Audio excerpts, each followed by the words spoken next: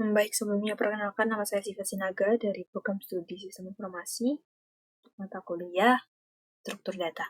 Di kesempatan kali ini, izinkan saya memberikan sedikit penjelasan mengenai stack dan algoritma, yaitu call stack, ekspresi infix, notasi postfix, DFS, backtracking, dan stack overflow. Yang pertama adalah call stack. Call stack adalah struktur data stack yang menyimpan urutan pemanggilan fungsi saat program berjalan. Nah, stack berarti last in, first out. Yang terakhir ditambahkan yang akan pertama keluar. Setelah fungsi selesai dijalankan, sistem akan menghapus atau pop fungsi dari stack dan kembali ke fungsi sebelumnya. Karena prinsipnya last in first out, maka fungsi yang terakhir dipanggil akan selesai duluan. Saat program menjalankan fungsi A yang memanggil B, maka A akan disimpan lebih dahulu, lalu B, artinya B yang akan dijalankan lebih dahulu dan di pump lalu ke A. Contohnya seperti ini. Di sini kodenya adalah ini, di function add A, B, return A plus B, function average, lalu let average 20. Lalu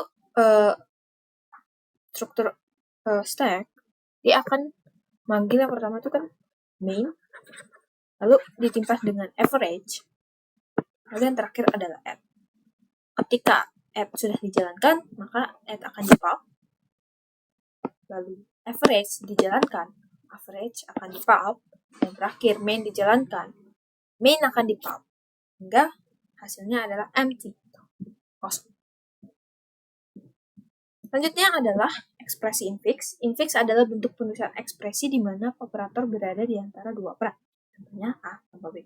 Digunakan pada hampir semua ekspresi matematika sehari-hari, misalnya 3 tambah 5 dikali 2. Komputer perlu ubah ke postfix untuk dievaluasi lebih efisien. Lalu bagaimana? Postfix atau reverse police notation menempatkan operator setelah operator. AB tambah digunakan dalam perhitungan mesin atau kompilator untuk mengeksekusi ekspresi tanpa tanda kurung. Untuk penerapannya ada kalkulator ilmiah, compiler bahasa pemrograman. Kita bisa tuh 3, 2, 4 tambah bintang. Jadi operatornya itu diletakkan setelah angkanya. Karena komputer bisa lebih efisien dengan cara seperti ini. Lalu yang keempat adalah algoritma DFS atau Depth First Search. DFS adalah algoritma penelusuran graf yang menjelajahi cabang sedalam mungkin sebelum mundur. Dengan prinsip, jelajahi sedalam mungkin sebelum kembali. Artinya DFS akan masuk ke satu jalur hingga mentok, baru kemudian mundur dan coba jalur lain. Inilah mengapa DFS sangat erat kaitannya dengan rekursi dan backtrack. Visualisasinya akan seperti ini. Misalnya kita pilih rootnya adalah 0.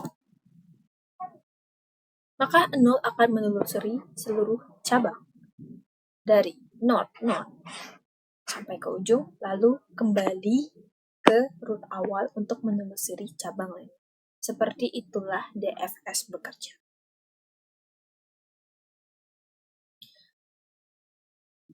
Selanjutnya adalah backtracking. Backtracking adalah teknik algoritma untuk mencoba solusi dan jika gagal akan mundur ke langkah sebelumnya.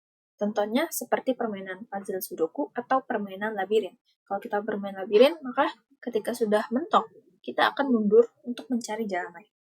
Coba satu jalan, kalau buntu mundur, coba jalan lain. Teknik ini sangat berguna untuk masalah pencarian searching atau kombinatorial, di mana banyak kemungkinan solusi harus diuji satu persatu.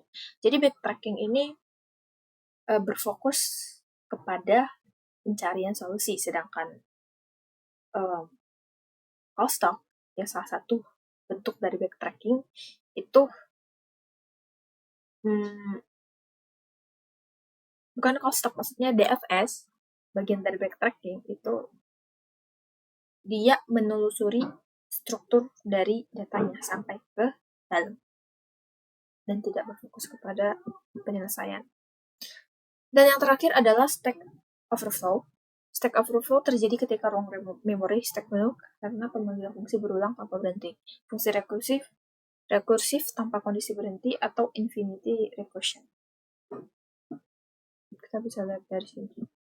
Stack overflow terjadi jika call stack terisi terlalu banyak frame karena pemanggilan fungsi rekursif tanpa kondisi berhenti atau pemanggilan fungsi tak berujung. Contohnya def infinite. Seperti ini. Jadi kan dia tidak ada batasannya ya. Jadi dia bakal berulang-ulang terus sehingga ujungnya adalah error. Maximum recursion depth exceeded. Ini ketika terlalu banyak pemanggilan fungsi. Sehingga akhirnya over dan ujung-ujungnya adalah error dibagi. Baik, mungkin itu saja penjelasan singkat dari saya. Mohon maaf bila ada kata penataan yang kurang tepat. Terima kasih.